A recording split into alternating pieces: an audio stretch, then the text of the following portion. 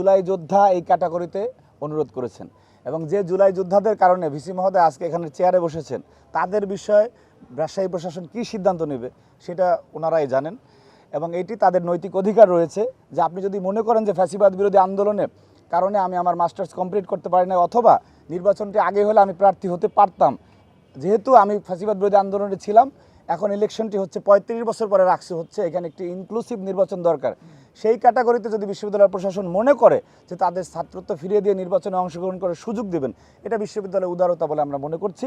আর যদি না করে তাহলে আমরা মনে করবো যে জুলাই যোদ্ধাদের প্রতি তাদের সহানুভূতির ঘাটতি রয়েছে, যার কারণে তারা এই সুযোগটি দিচ্ছেন না। যে মামলা পর্যন্ত আমরা করেছি সে সংগঠনের পদে আছে এবং একটি দেখেন, আমরা যদি এটা অ্যাভয়েড করতে চেতাম, যার পোস্টে কমেন্ট করেছে সেও রাজশাহী বিশ্ববিদ্যালয়ের সহসভাপতি, আমরা কিন্তু এটা স্পেয়ার করিনি। ছাত্রদলের একজন কর্মী থেকে ছাত্রদল সভাপতি পর্যন্ত কারো দ্বারা যদি কোনো শিক্ষার্থী কোনো সময় কোনো আমাদের নারী শিক্ষার্থী সাইবার বুলিংয়ের শিকার হয়, প্রত্যেকের পরিণতি একই রকম হবে। এর সংগঠনের বিষয়ে বদ্ধপরিকর। আপনারা দেখেছেন আমাদের ভারপ্রাপ্ত চেয়ারম্যান জনাব তারেক রহমান, উনি বলেছেন যে 3 জন নারী আমার জীবনের সবচেয়ে গুরুত্বপূর্ণ ভূমিকা পালন করেছেন। ওনার মা দেশনেত্রী বেগম খালেদা জিয়া, ওনার স্ত্রী ডক্টর জুবাইদা রহমান এবং ওনার সন্তান জাইমা রহমান। সুতরাং আমাদের নেতা এরকমের, আমরা ঘটনার পর থেকে এখন পর্যন্ত তার বিরুদ্ধে এবং তাকে গ্রেফতারের বিষয়ে আমরা বারবার প্রশাসনের সাথে কথা বলেছি। দেখুন, এই ধরনের অভিযোগ অন্য সংগঠনের বেলাও এসেছে। আপনি যেটা উল্লেখ করলেন, তাদের যদি এই ধরনের একটি দৃষ্টান্ত দেখাতে পারেন যে নিজের দলের নেতাকে বহিষ্কার করে মামলা করে গ্রেপ্তার করার জন্য তারা চেষ্টা করেছে, তাহলে আমরা মনে করব ছাত্র দলের চেয়ে তাদের বোনদের প্রতি দরদ বেশি রয়েছে। কিন্তু তাদের এই ধরনের একটি উদাহরণও আপনারা দেখাতে পারবেন না। তারা বরং ন্যারেটিভ তৈরি করেছে যে আমাদের না, আমাদের সাথে মিছিল করেনি, অন্যদের সাথে ছবি আছে, অর্থাৎ একটি বিভ্রান্তকর পরিস্থিতি তৈরি করার অপচেষ্টা করেছে। আমরা সেটি করিনি এবং করবও না। রাজশাহী বিশ্ববিদ্যালয়ের সভাপতিও যদি এই ধরনের কাজ করে থাকে, সে তাৎক্ষণিক বহিষ্কার হবে এবং তার বিরুদ্ধে ব্যবস্থা নেওয়া হবে।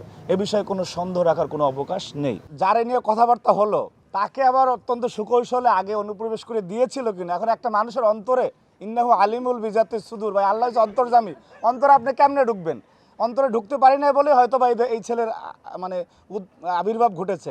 আমরা একদম ছাকুনি দিয়ে ছেঁকে তারপর কমিটিটা দিলাম, তারপরেও একটা ওই ধরনের আদর্শের লোক কেমন এখানে ঢুকলো আমি বুঝতে পারতেছি না।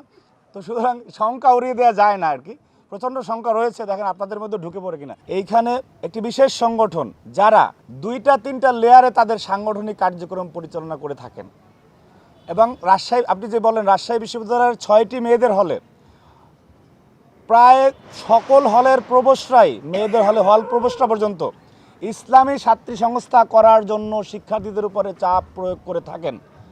এবং আপনি যে বললেন যে 11টি হলে কমিটি দিয়েছি, ছেলেদের মেয়েদেরটি দিতে পারেনি। আমরা প্রথম অবস্থায় যখন কমিটি করব, প্রত্যেকটি হলে যথেষ্ট সংখ্যক নারী নেত্রী আমাদের ছিল। কিন্তু যখনই এই যে আমার ডানে বামে বসা আছে তুহিনা এবং এশারা, আমরা আপনাদেরকেও আহ্বান করছি, আপনারা তাদের ফেসবুকের পোস্টগুলিতে গিয়ে দেখবেন যে কি অশ্রাব্য বিশ্রী ভাষায় তাদেরকে তীব্র আক্রমণ করা হয়। আমাদের বোনেরা সবাই রিস্ক নিতে পারে না। দেখেন, একটা যুদ্ধের সময়ও সবাই একই ভূমিকা পালন করে না। কেউ দেখা গেছে যোদ্ধাকে পানি এগিয়ে দিয়েছে আমাদের 71-এ, সেও যোদ্ধা, আবার কেউ অস্ত্র চালিয়েছে।